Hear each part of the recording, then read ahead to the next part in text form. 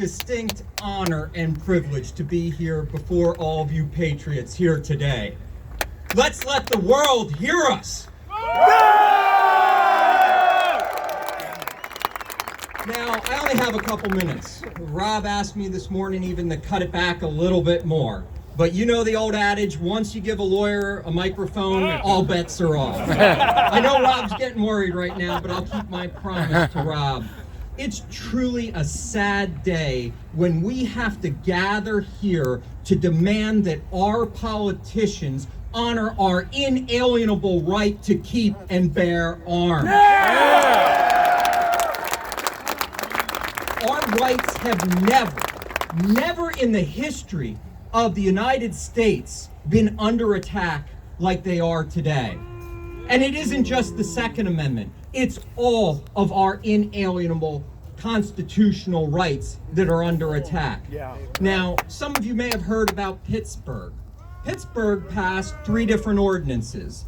They passed one prohibiting what they termed assault weapons. They passed one prohibiting what they called high-capacity magazines. And then they passed another one dealing with red flag orders, which are truly just gun confiscation orders.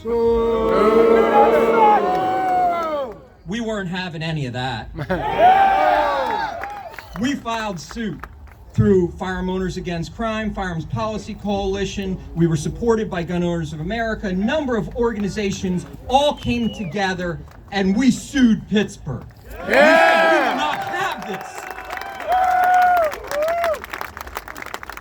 And I'm glad to report that last week we got a decision from Judge James. But before I tell you what the decision held, I thought it was very interesting. During oral argument, Everytown Law actually was trying to defend the city of Pittsburgh. They sent 8 lawyers during oral argument to come up against little old me. 8 different lawyers all trying to get heard by the court to fight me. And one of the main attorneys for Everytown Law said, well, Your Honor, we've never lost a red flag order. It's about time! And I responded, you haven't litigated against me yet. Yeah, well, they lost. All 3 ordinances struck down.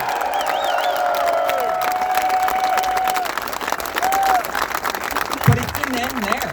No. What did I find out this week?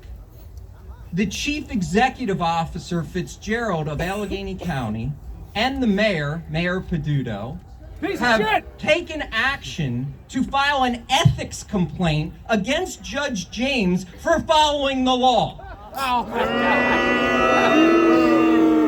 This is the mentality of the people that we're up against. But it's not just at the municipal level.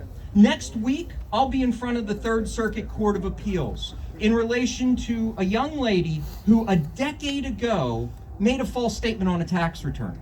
As a result, the U.S. government contends that she is prohibited for the remainder of her life from ever being able to keep and bear arms.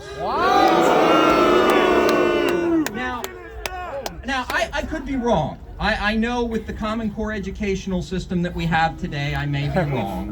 But I seem to remember in history class that there was a major war fought over taxation where our founding fathers refused to pay the tax, took up arms against the king, and successfully defeated the king.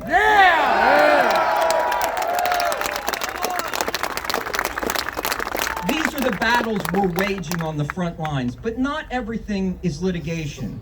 Our industry has come together to support ideas and philosophies to help protect the Second Amendment. We have a new organization, Hold My Guns. I believe Sarah Albrecht and Genevieve Jones are here in the audience. An organization designed to place people who are in crisis with avenues to take their firearms out of their home voluntarily, place them with a federal firearms licensee so that if they have that time of crisis, those weapons can be out of the household. That's our industry taking its own necessary steps. We had Walk Talk America here earlier as well. This these are the exact types of steps we need to be taking. And I know I'm probably already over time, and Rob probably hates me, but I want to just real quickly leave you with one last thing. About a month and a half ago, I was asked to testify before the Pennsylvania Senate. And one of the issues was the epidemic of violence that we're seeing across the United States. It's nothing new, but they want to pin it on gun owners as being our fault. I went into it with one thought process, and I came out absolutely horrified at what I found. When I started researching when the epidemic of violence started and the issuance or proliferation of the issuance of SSRI drugs, it was astounding. These SSRI drugs that almost all kids are on anymore, the side effects are extreme aggression. When you start looking into the school shooters, you find out that they were all on different SSRI drugs or other psychotropic medications. We need to demand that our politicians look into these side effects, because many people are surprised to learn the drug manufacturers, they can pick and choose what studies they want to disclose. They could have 1 million bad studies and only disclose one to the FDA, the one that helps them get that drug approved.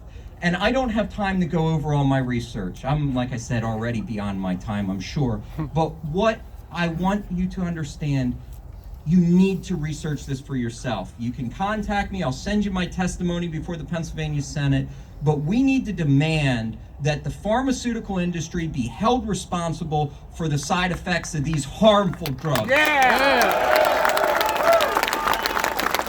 And I'll leave you with this. Molon Lobby! Yeah!